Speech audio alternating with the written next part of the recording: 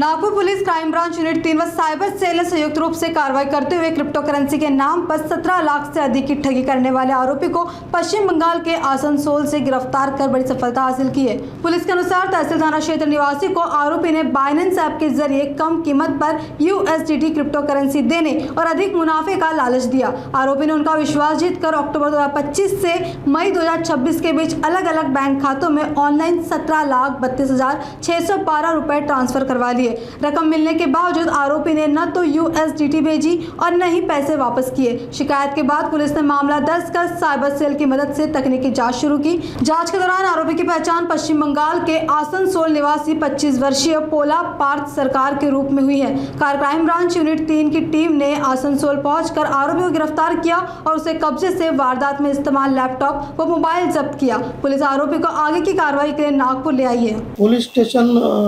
तहसील येथे दिनांक 13/6/2026 रोजी फिर्यादी नामे रोहित गणेश जागरे राहणार हंसापुरी तहसील नागपूर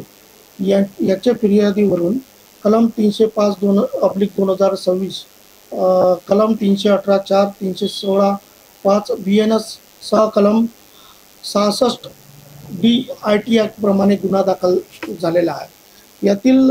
घटना अशी आहे की फिर्यादी याला दिनांक 15/10/2025 ते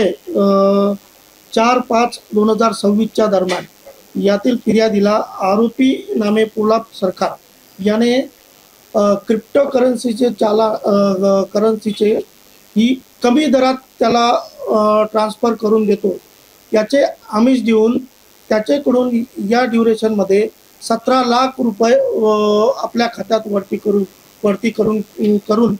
त्याला क्रिप्टो करन्सी ट्रान्सफर केली नाही व त्याची 17 लाखाची फसवणूक केलेली आहे। असा गुन्हा दाखल झाल्यावरून सदर गुन्ह्याचा तपास माननीय वरिष्ठ यांच्या आदेशाने आम्हाला प्राप्त झाला होता। या तपासात आम्ही सायबर सेलच्या मदतीने तांत्रिक तपास करून आरोपी कशा प्रकारे क्रिप्टो करन्सीचे ट्रान्सफरची कशाच्या माध्यमातून ट्रान्सफर करतो आणि त्यात तो कोणते माध्यम यूज करतो याचा तांत्रिकरित्या तपास करून त्याची माहिती प्राप्त करून वरिष्ठांच्या आदेशाने युनिट 3 चे पथक ज्यामध्ये PSI काठोके व टीम ही पश्चिम बंगालमध्ये इथे रवाना होऊन ताब्यात घेऊन त्याच्या ताब्यातून त्या वापरत असलेला लॅपटॉप एक मोबाईल असे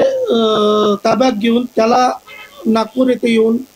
कोर्टात हजर करून आम्ही त्याचा PCR घेतलेला आहे। PCR दरम्यान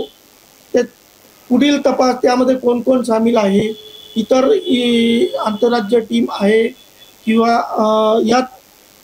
काय वेगळे रॅकेट आहे याबाबत आम्ही पुढील तपास करत आहोत। सदरची कारवाई माननीय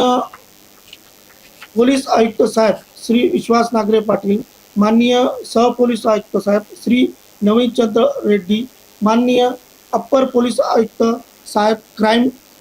श्री दाभाडे सर, माननीय detection sir Shri Deepak Agarwal sir, माननीय सहायक पोलीस आयुक्त श्री शिवप्रसाद पारवे यांच्या मार्गदर्शनाखाली PI अतुल मोहनकर, PSI